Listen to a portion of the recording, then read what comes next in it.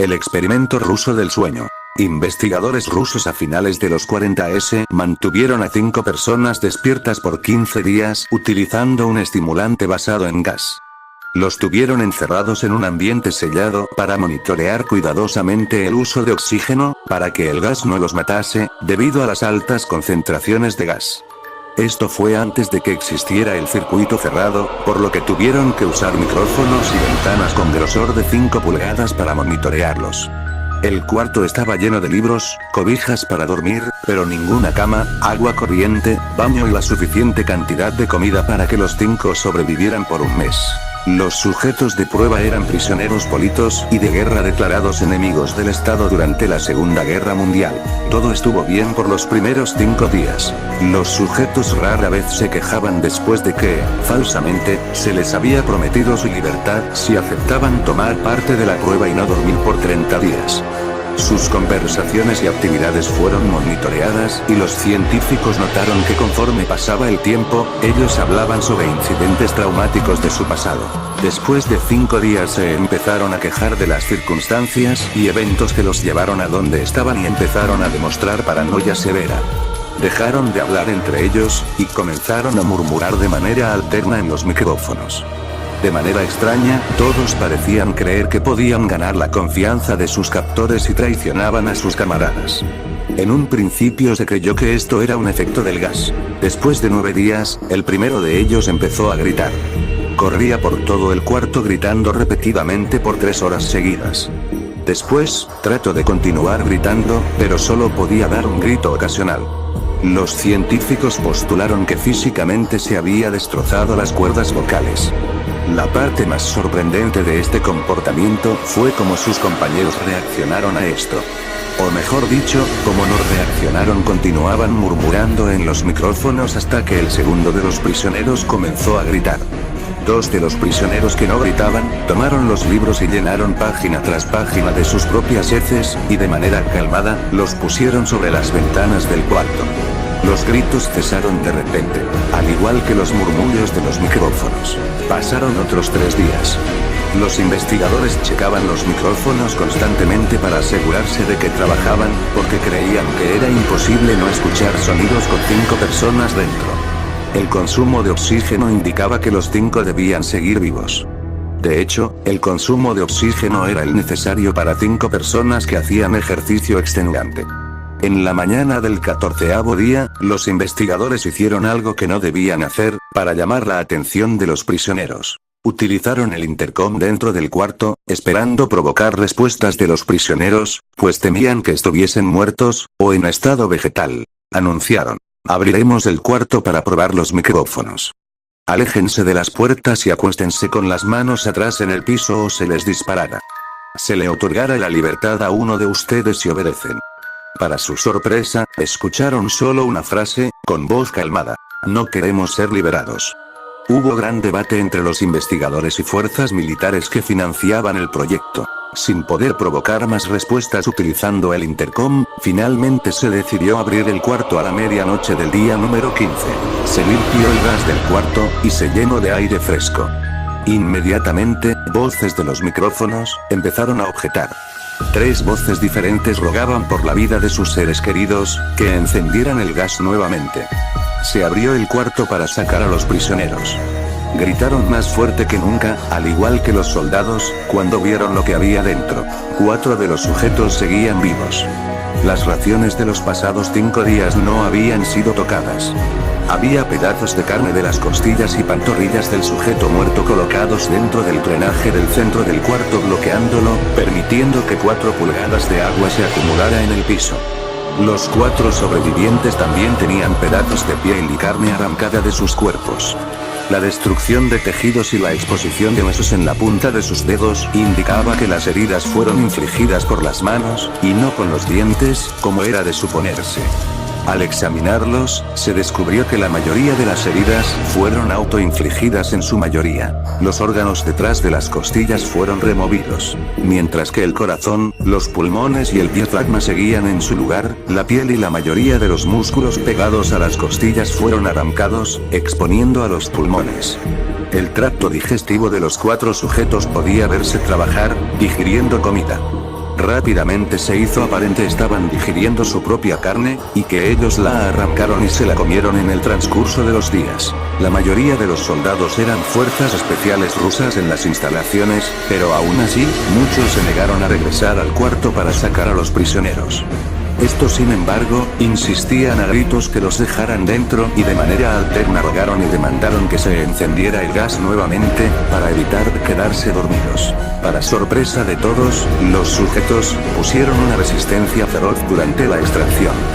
Un soldado ruso falleció cuando un sujeto le mordió el cuello, otro fue gravemente herido cuando otro de los prisioneros le mordió la arteria femoral y los testículos.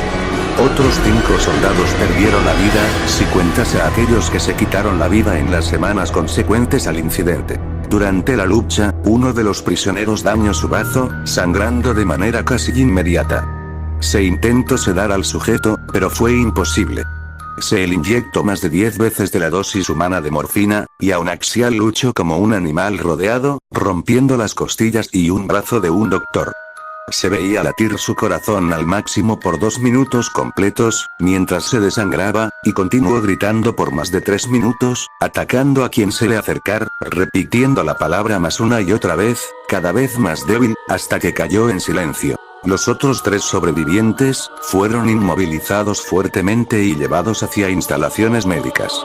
2 de ellos, con cuerdas vocales intactas, demandaban continuamente más gas para permanecer despiertos. El más herido de los 3, fue llevado al único cuarto de cirugía que había en las instalaciones. En el proceso de su preparación para colocar nuevamente sus órganos en su lugar, se notó que el sujeto era totalmente inmune a los sedantes. Peleó furiosamente cuando el gas anestésico se le estaba colocando. Se necesitó un poco más de anestesia de la normal para sedarlo, pero al momento que sus ojos se cerraron, su corazón se detuvo. En la autopsia, se encontró que en su sangre, había 3 veces la cantidad normal de oxígeno. También se rompió 9 huesos en la lucha para no ser controlado. El segundo sobreviviente, era el que primero gritó del grupo. Con sus cuerdas vocales destruidas, él no pudo objetar la cirugía, y solo reaccionaba agitando violentamente la cabeza en desacuerdo cuando se le administraba el gas anestésico. Afirmó violentamente con la cabeza cuando alguien sugirió en hacer la cirugía sin anestesia, y no reaccionó durante la misma, que duró 6 horas, en la cual se intentó reemplazar sus órganos abdominales y cubrirlo con lo que quedaba de su piel.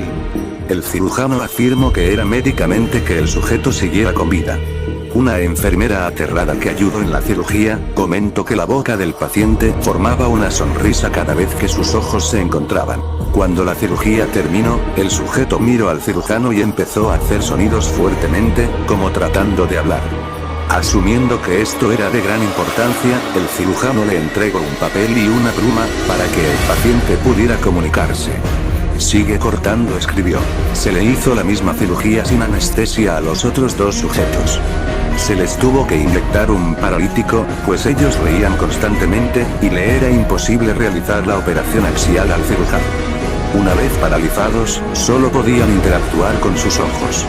En el momento en que pudieron hablar nuevamente, exigieron una vez más el gas estimulante.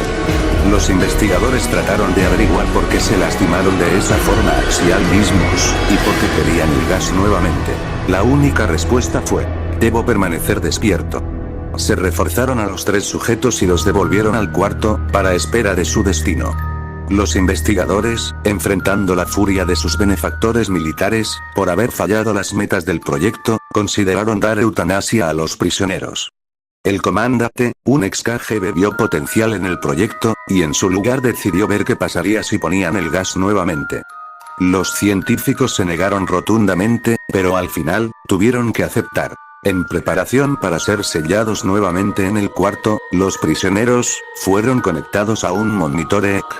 Para sorpresa de todos, los 3 dejaron de pelear en el momento que se dieron cuenta que los regresarían al gas. En este momento, era obvio que los 3 estaban haciendo un gran esfuerzo por mantenerse despiertos. Uno de los prisioneros estaba murmurando una canción. El sujeto mudo peleaba con sus ataduras de piel, como si tratara de enfocarse con algo. El último sujeto mantenía su cabeza en la almohada y parpadeaba rápidamente. Siendo este, el primero al que se le puso el EEG, la mayoría de los investigadores monitoreaban sus ondas cerebrales con sorpresa. Eran normales la mayor parte del tiempo, algunas veces, aparecía una línea recta de manera inexplicable. Parecía que repetidamente sufrían de muerte cerebral. Mientras analizaban los datos, una enfermera notó que los ojos del sujeto se cerraron. Sus ondas cerebrales cambiaron inmediatamente por las de sueño profundo, luego se pusieron rectas, y de manera simultánea, su corazón se detuvo. El único sujeto que quedaba que podía hablar comenzó a gritar para que lo encerraran en ese momento. Sus ondas cerebrales mostraban las líneas rectas del sujeto que acababa de morir por quedarse dormido. El comandante dio la orden de sellar el cuarto con los 2 prisioneros dentro, junto con 3 de los científicos. Uno de los 3, inmediatamente tomó un arma y abrió fuego contra el comandante, matándolo de un tiro entre los ojos. Después apuntó al prisionero mudo, y le voló el cerebro. Apuntó al prisionero que quedaba vivo, mientras que los demás investigadores escaparon del cuarto. No me encerrarán con estas cosas. No contigo. Le gritaba al prisionero que estaba atado al camastro. ¿Qué es? Demandó. Necesito saber. El prisionero sonrió. ¿Tan fácilmente te has olvidado de mí? El prisionero preguntó. Somos ustedes. Somos la locura que está encerrada en todos ustedes, rogando por libertad en cada momento de tu vida, desde lo más profundo de tu mente animal. Somos aquello de lo que te escondes en tu cama todas las noches. Somos lo que duermes y silencias y paralizas cuando te vas a tu cielo nocturno, donde no te podemos alcanzar. El investigador hizo una pausa. Apuntó al corazón del prisionero y disparó. El EEG mostró una línea recta mientras el sujeto débilmente murmuró casi tan libre.